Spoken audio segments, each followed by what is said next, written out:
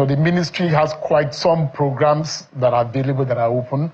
When my colleague spoke about, the kind of training that takes place and how we prepare our youths for the future.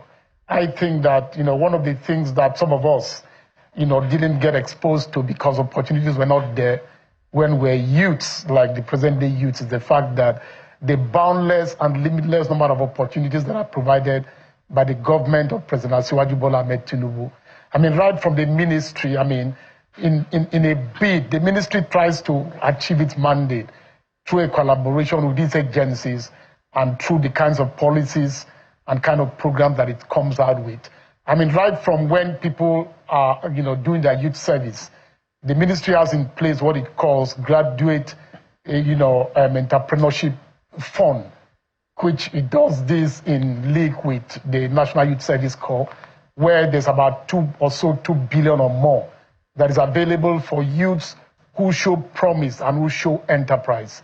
And I think that, with the Bank of Industry, which is one of the agencies within the ministry's purview, there is what we call the ESP. The ESP is the Youth Entrepreneurship Support Program, which is a very ambitious program that targets youth unemployment. There's also what it calls the Graduate, Entrepreneurship Program or Fund, which is also a program that is, targeted at seeing how much, it can make available to train youths that show skill and show entrepreneurship.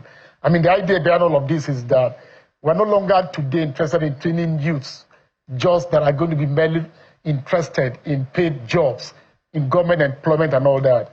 The idea is to equip them. The idea is to give them the capacity and the exposure to be able to show promise in terms of entrepreneurship.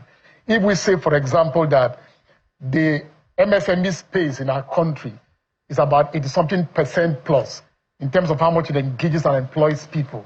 If we say, for example, the MSME space is the engine of growth in our country, what we are saying, therefore, is that our country will not achieve its industrial growth and development without a proper development of the MSME space.